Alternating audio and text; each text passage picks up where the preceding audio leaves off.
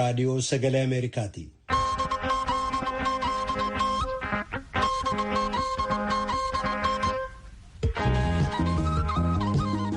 raadiyoon sagalee Ameerikaa wixataa qabee haga jimaataatti galgala keessaa sa'a lamaan walakkaa jalqabee haga sa'a sadiitti meetir baandii 22-25-31 irratti Waashingtan DC irraa kan dabarsu sagantaa afaan Oromoo amma jalqaba.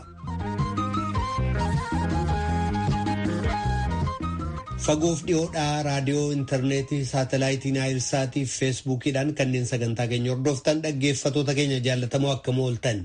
Jimaata 3 bara 2020 akka lakkoobsa Itoophiyaatti immoo onkoloolessa 27 bara 2013 keessummeessaan keessan irraan namoo daandiiti. Abbaan taayitaa aveeshinii Itoophiyaa balalii xayyaaraa kamiyyuu qilleensa gama kaaba Itoophiyaa irraa ugguruu isaa ilaalchisee ibsa boodana baaseen buufatoonni xayyaaraa Maqalee, Shiree, Aksumii fi Umaraa cufamanii jiru jedha. Dorgomaan pirezidaantummaa Yuunaayitid Isteetsi ka paartii Dimokiraatii Joo Baayiden pirezidaant Doonaald Tiraamp caalaa gara injifannootti hiiqaa jiru. Gama biraatiin immoo Doonaald Tiraamp lakkoofsa sagalee kutaalee wal dorgommiin jabaan keessatti geggeessame irratti himannaa seeraa baay'ee dhiyeessanii jiru. Addunyaa kaan keessatti keessumaa biyya Afrikaa Dimookiraasiin itti bilchaate Afrikaa Kibbaa keessatti beektonnii fi miseensonni paartiilee baay'een bayii filannoo Yuunaayitid Isteetsi kana dhaga'uudhaaf gurra qeensaa jiru. Kanneeniif kabiroodhaaf aga xumura sagantaa keenyaatti waliin turaa jenna dhaggeeffatoota keenya. Piroodyusariin Tamsaasarraa Biraan Haayiluu, Tamsaasa intarneetiif miidiyaa hawaasummaa akka qindeessitu immoo Tigisti Gammeetii oduuf gara soraattan sin dabarsa.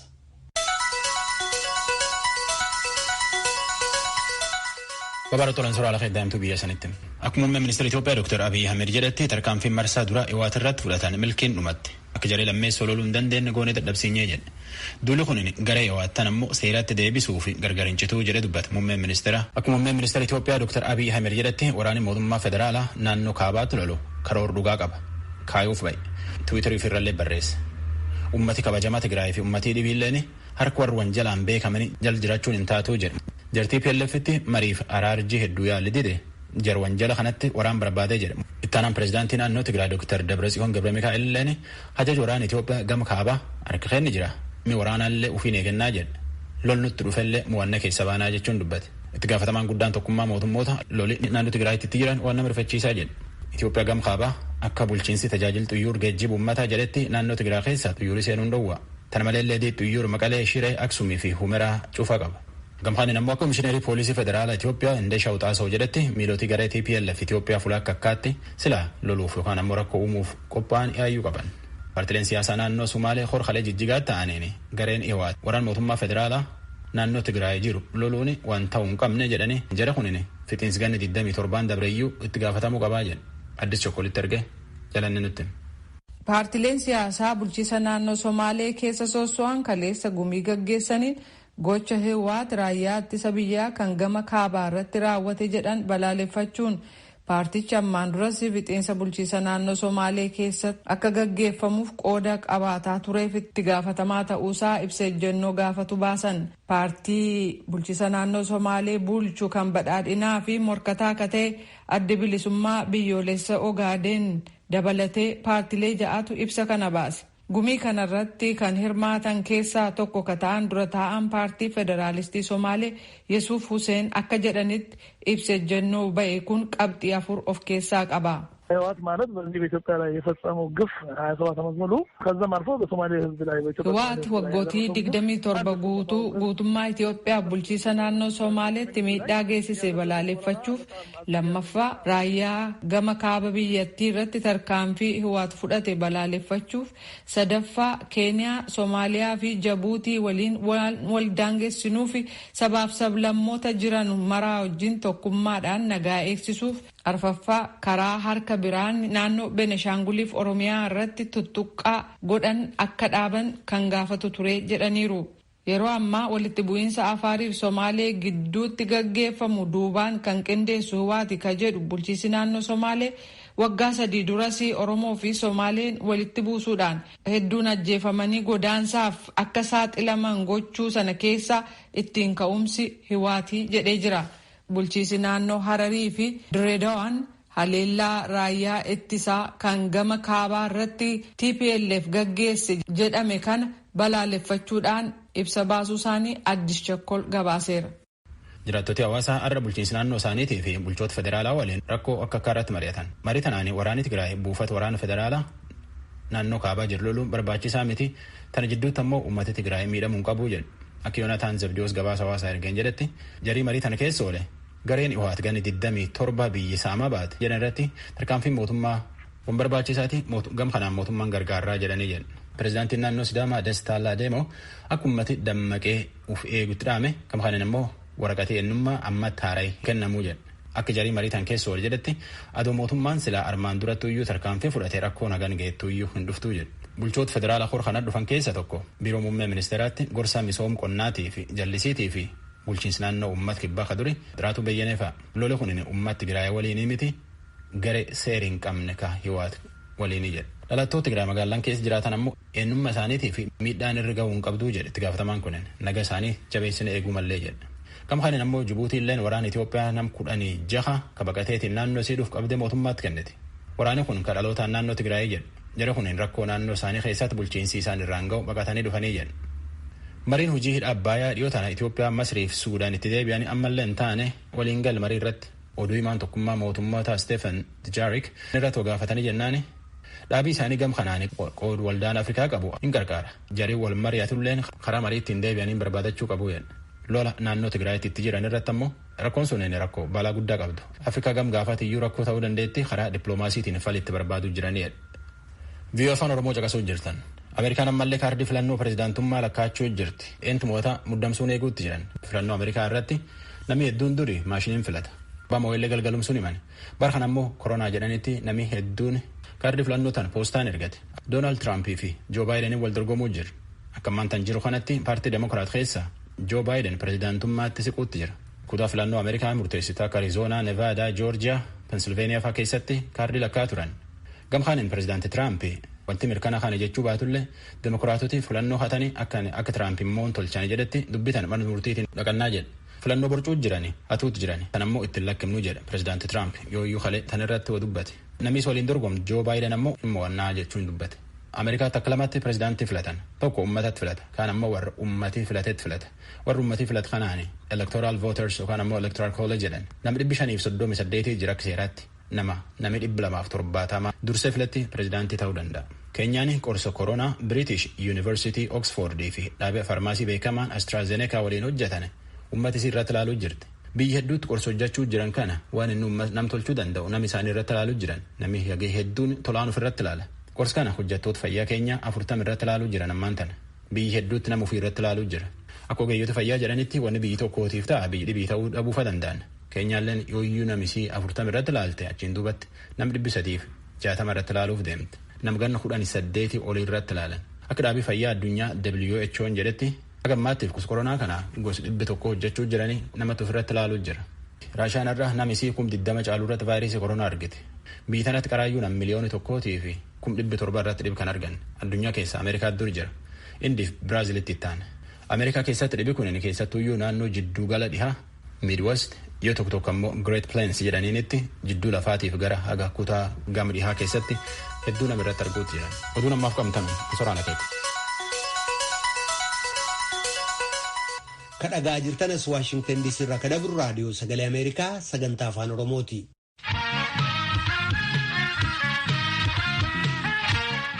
Daandiin qilleensaa gama kaaba biyyattii naannoo Tigraay jiru tajaajila balalii kamiifuu cufaa taasifamuu abbaan taayitaa Siivil Aviyeeshinii Itoophiyaa beeksisee jira. Waajjirri abbaa taayitaa Siivil Aviyeeshinii Itoophiyaa kun to'attoota qilleensaa hundaafuu qajeelfamni kennamuu kan ibse yoo ta'u buufataaleen xayyaaraa 4 jechuun ka Maqalee, ka Shiree, ka Aksuumiif ka Umaraa tajaajila qilleensaa kamiifuu cufaa ta'uu beeksisee jira. Muktaar Jamaaltu Adaamaarraa gabaase.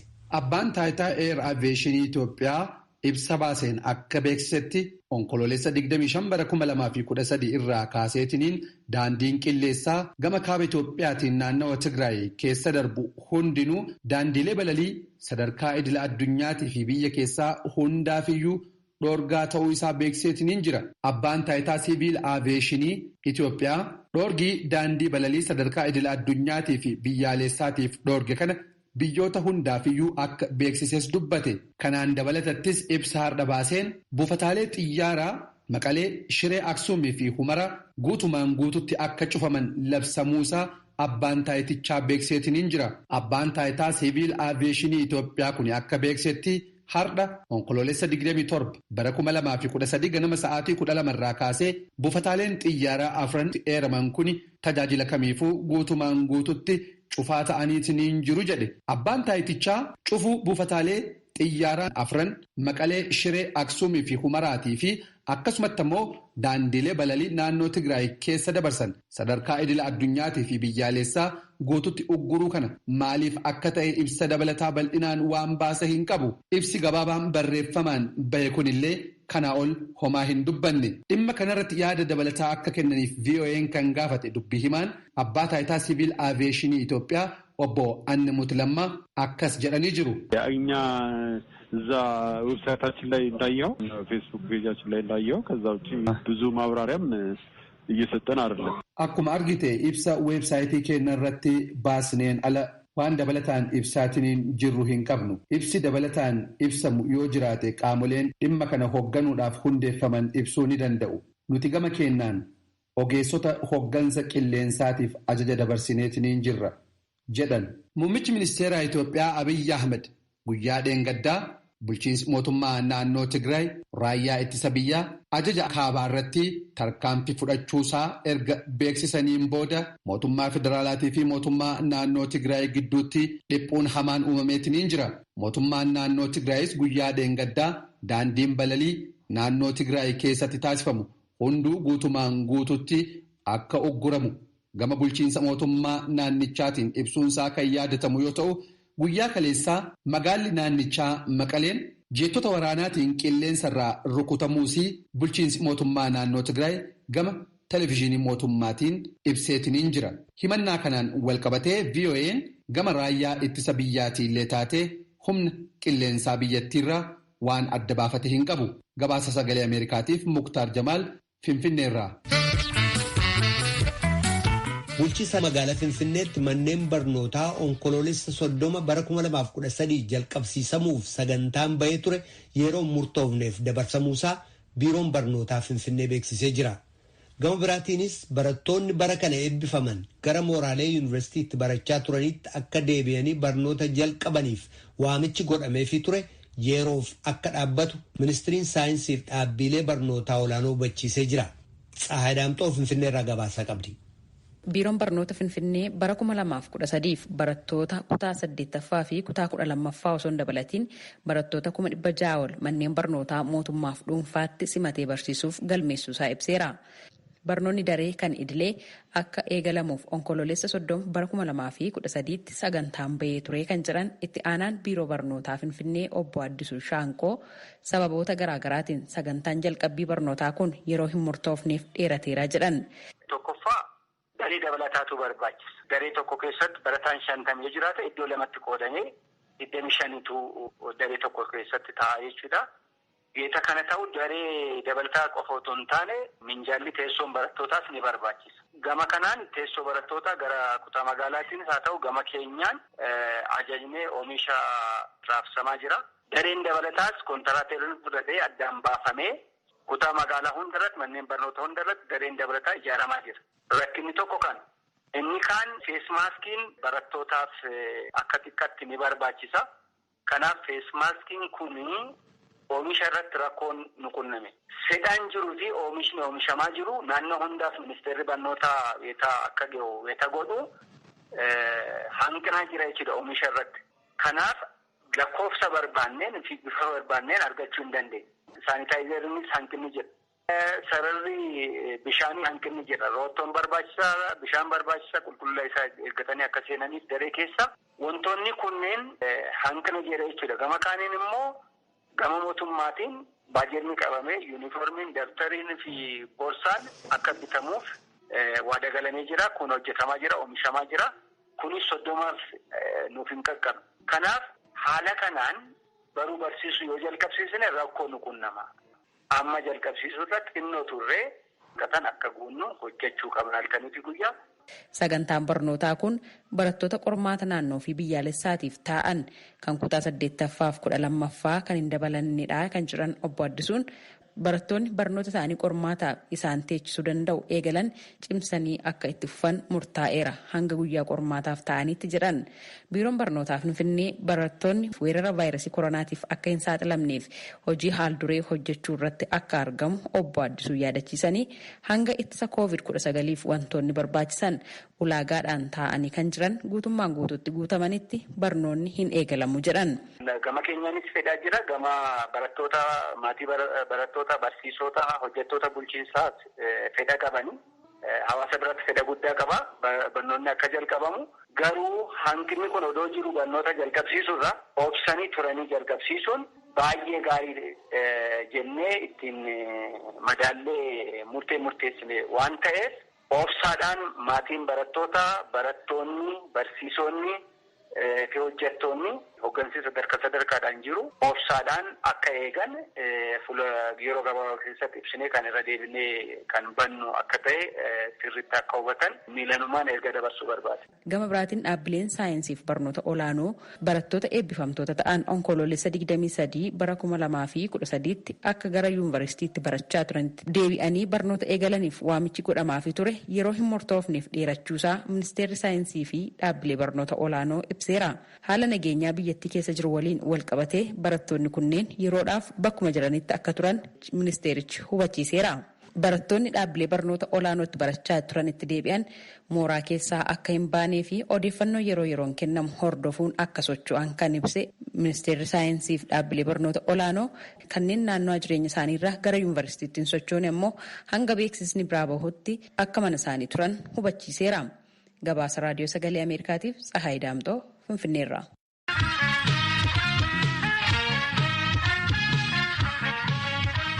Kadhagaa jirtanas Waashingtan DC irraa kadabru raadiyoo sagalee Ameerikaa sagantaa afaan Oromooti.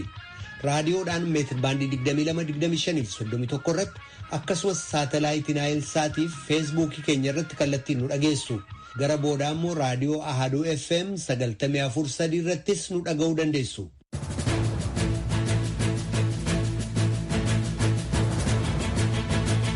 Kaadhimamaan dorgommii pirezidaantummaa ka paartii Dimookiraatii Joo Baayiden ka pirezidaantummaa Yuunaayitid Isteetsi isaan injifachiisu sagalee elektooriyal voot yookaan ka gurmuu bakka bu'ootaa 270 guutuutti ennaa dhiyaataa jiranitti gareen duula filannoo pirezidaant Doonaald Tiraamp immoo akkaataa lakkoobsa sagalee kutaalee wal dorgommiin cimaan keessatti geggeessame irratti himannaalee seeraa dhiyeessaa jiran.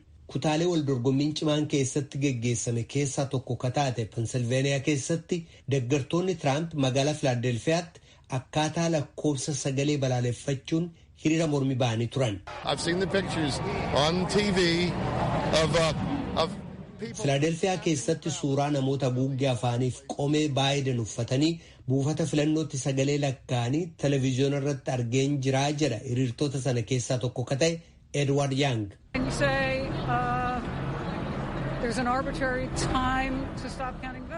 Waan murtii qabu tokko malee yeroon itti sagalee lakkaa'uu dhaabdu jira innaa jettu kun loogiidhaan moggaatti qooduudha kan jettu immoo deeggartuu Baayiden Liizaa Haveri. Ka pireezidaant Tiraamp caalaa gara sagalee elektooriyaal voot yookaan sagalee gurmuu bakka bu'oota filattoota pireezidaantii 270 guuttachuutti dhiyaatan kaadhimamaan paartii Dimookiraatii Joo Baayiden akkaataa ofitti amantaa agarsiisuun akka uummanni tasgabbaa'u gaafatan. Dimookiraasiin yeroo tokko borcamaadha. Yeroo tokko xiqqoobsa barbaachisa. Garuu sirna mootummaa keenya addunyaan kaan itti naafuun waggoota 240 oliif obsa sana badhaafamnee jirraa jedhan Baayiden. Gama biraatiin Tiraamp ragaa qabatamaa malee gochaa sagalee waliin dha'uu ukkaamsuuf sagalee hatuu yaaluutiin Dimookiraatota himataa jiran.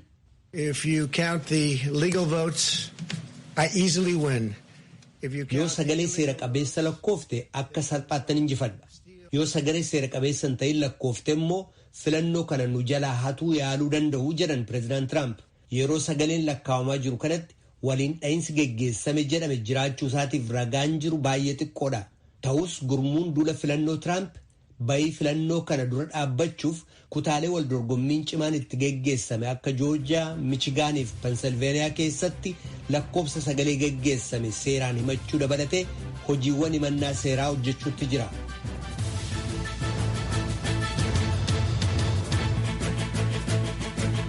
kadhagaa jirtan raadiyoo sagalee Ameerikaa sagantaa afaan Oromooti.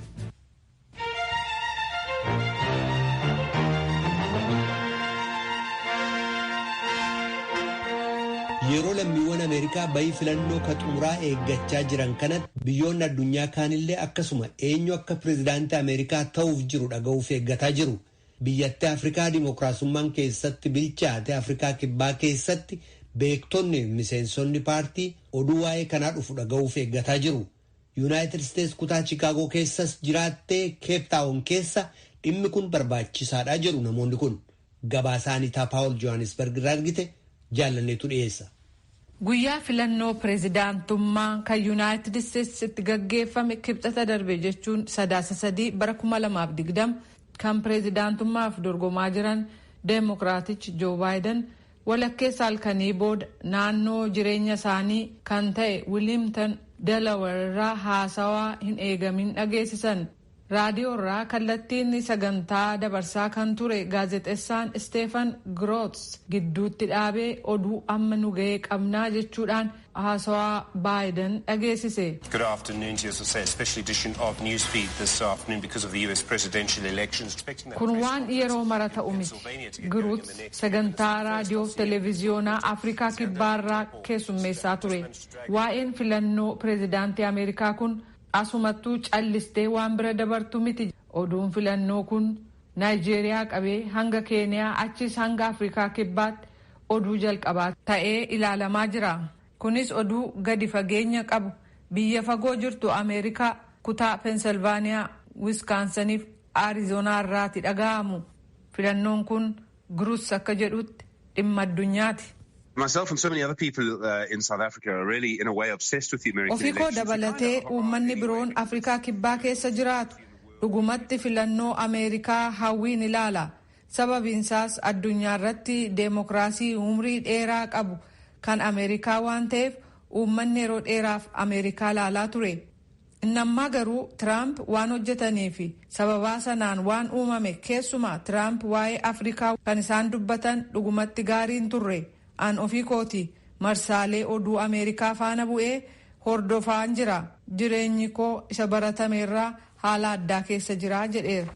Qoonsilaa Yuunaayitid Isteets akka tilmaametti lammiiwwan Ameerikaa 30,000 ta'antu Afrikaa Kibbaa keessa jiraata. Kanneen 780 ta'an ituma biyya alaa keessa jiraatanii miseensa paartii Deemokiraatotaa ta'uun galmaa'anii jiru. Kanneen keessaa Filooridaatti kan sagalee ofii kennite Aniitaa Voorlik tokko. Paartii Riippaabilikaanotaa irraa garuu akka warra Deemokiraatotaa kan galmaa'an Afrikaa Kibbaa keessa kan hin jirre yoo ta'u biyyooti Afrikaa uffee Saharaa gadii keessas gonkumaan jiran. Voorlik umriin ishee 27 yoo ta'u digirii lammaffaaf barataa jirti. Kutaa Filooridaa konyaa Shaarlet keessatti sagalee kennite. Iddoo sanatti pireezidaant Tiraamp akka salphaatti injifate bayii filmaatichaas sodaan hordofaa turte. Gaafa roobii ganam ennaa hirriibaa dammaqxu Tiraamp guutummaatti injifachuu isaanii labsaa turan ajaa'iba jette. I think he's trying to instill doubt in people. He's trying to instill fear in people. Qalbii namaa keessa gaaffiif sodaa kaa'uuf yaalaa jiraan jedhee yaade. Sun immoo balaa hordofsiisuu qaba. Eenyuyyuu haa injifatu rakkoo guddaa ta'uuf kadeemu eenyutu Ameerikaa keessatti tokkummaa fidee lammiiwwan biyyattii tokko gochuuf yaalaa isa jedhu. Akka ba'ii sagalee uummataarraa arginutti addaan qoodamiinsa guddaa jiraa jetteetti. Afrikaa Kibbaa keessatti xiinxalaa siyaasaa akka ta'an Raalf Mateega ganamaan ka'uudhaan filannoo Ameerikaa guyyaa guutuu hordofaa turanii rafiitiif ennaa qajeelan yeroon darbee ture. Filannoon Ameerikaa tasgabbii Afrikaaf kan guutummaa addunyaa irratti dhiibbaa qabaachuun dhuguma. Bara bulchiinsa Tiraamp haalli ture gaariin turre. Hariiroon addunyaa waliin ture hamaadha. Kanaaf daldalas ni miidha. Akka biyyoota Afrikaatti yaadda'uu qabna. Ameerikaa waliin hariiroo daldalaa qabna. Kanaaf filannoo Ameerikaa keessatti ta'u dhiibbaa gadi fagoo qabaataa jedhaniiru.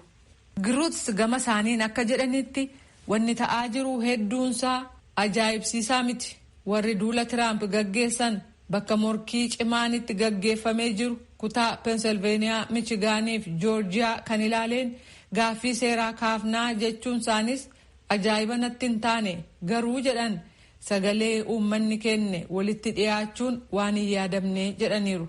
I think a lot of South Africans thought that this would be in a way a democratic. Lammiiwwan Afrikaa kibbaa hedduun deemokiraatonni of sirreessaniiru jechuun kan yaadan ta'uu mala. Kanaaf Trump akka jabaatti injifatamanii White House keessaa ba'uu malu. Seenata keessaas Riippaabilikaanonni caalamuu malu. Ammaaf kun hin taane. Akka yaadutti inni kun lammiiwwan Afrikaa kibbaa kan ajaa'ibsiisan natti fakkaata. Deemsichi nuffisiisaadhas jedhan. Sodaa obsa dhaba. Mufannaaf abdiitu mul'ata. Hangi tokko immoo sodaa fi mufannaa qabu. Garuu deemsi deemokiraatawaan Ameerikaa itti fufa. Kun ifatti mul'ateera. Afrikaa fi Yuunaayitid Isteets kanarratti haga ammaatti addaan hin jiran jedha gabaasa ergame.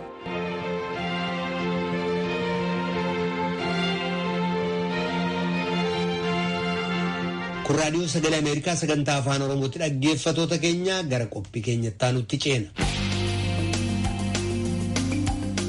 Miseensota paarlaamaa gara 300 ta'an kanneen biyyoota 19 keessa jiran irratti qorannaan geggeessame akka agarsiisutti miidhaalee qaamaa, ookkara quunnamtii saalaa, dararaa fi hidhaa dabalatee dhiittaan mirga dhala namaa miseensota paarlaamaa kan garee mormitootaa irratti geggeessamu dabalaa deemuunsaa beekamee jira.